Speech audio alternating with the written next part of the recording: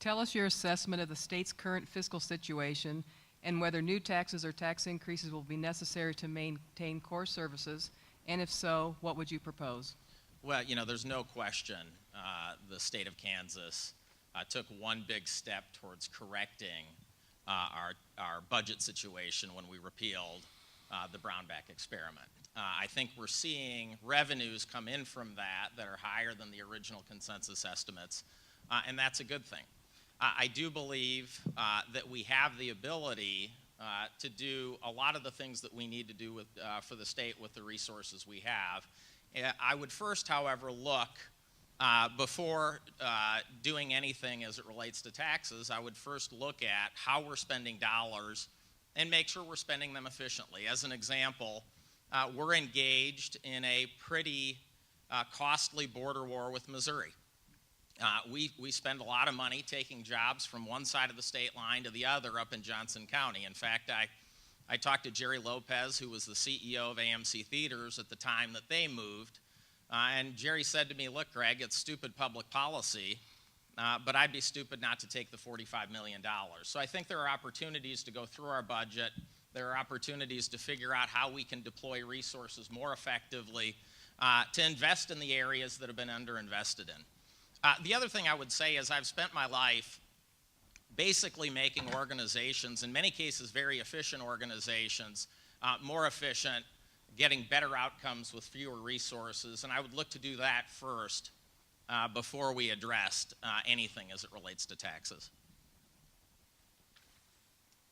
We took a major step forward when we formed a bipartisan coalition made up of a whole lot of women in the legislature to overturn the Brownback tax experiment. And we did get back on the road to recovery. We have seen 14 months of revenues over estimates, 14 months of job growth. Things are on the right road, but we're not there yet. What we need to do, though, is we need to wait and let the dust settle on what we did at the state level and what the feds have done so that we have a really clear picture of what the situation is in Kansas. I think we'll have a much better idea sometime in the middle of next year. So when I become governor, I'll leave that alone, let that dust settle. But what I will do is I will bring back, or I'll bring to the governor's office, tax and economy experts who can help us forge a plan that will take us back to the tax structure that works for Kansas. It was put in place in 1992 by then Governor Bill Graves. If you all remember, it was the three-legged stool. Let's look at property taxes, sales tax, and income tax, and balance those out. That is what works for Kansas.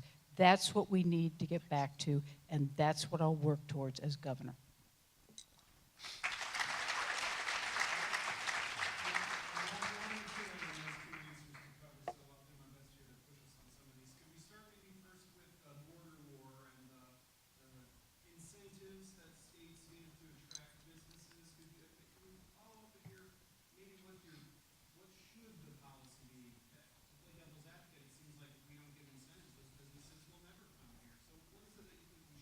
Well, you know, the Hall Family Foundation looked at that issue and said for every net new job we create in the Kansas City area, it costs us $301,000.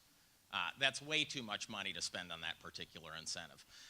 You know, I've been in boardrooms when we've made decisions on where to locate companies. And I will tell you, the tax climate is part of the consideration, incentives are part of the consideration, but the biggest issue is, do we have a quality and a well-trained workforce? And so I think if we want to compete for businesses, we need to first and foremost make sure that the Kansas workforce is the best trained workforce in the nation. The other thing I've talked about is I don't think we've had a really proactive economic development strategy in the state for a while. I mean, the Brownback strategy was low taxes. That's not a strategy at all, that's a tactic. And so what I've said is we have to first look at doing what I would do if I were running a company and saying, what kind of strengths do we have that we can leverage? You know, we're at the geographic center of the United States at a time when our economy is quickly moving from a bricks and mortar to a distributed economy.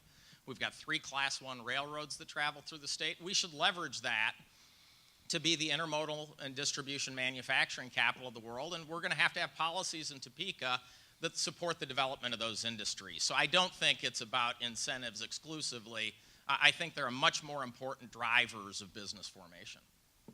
Senator Kelly, anything about the border conflict and how we're recruiting businesses and not being? Yeah, I have never been a big fan of the border war. I think it's ridiculous. I think it's a way that companies have just taken money from both states, whether it's Missouri or Kansas, used it to their benefit, and when it wears out, then they move across again. But I think our biggest problem with our economic incentives really has to do with transparency and the lack of evaluation. We have no idea if what we do actually works. And we need to take a really close look at all of those kinds of things, because I do believe that there's some real evidence-based investment that we could do that could grow our economy. We've proposed actually a very detailed and doable rural economic policy, a prosperity plan, that will require some investments in our communities in the areas of agritourism and main streets and housing and whatever else. I'm convinced that we are spending money on economic incentives that don't work, that we need to be repurposing for things that we know that will and will really help our state grow.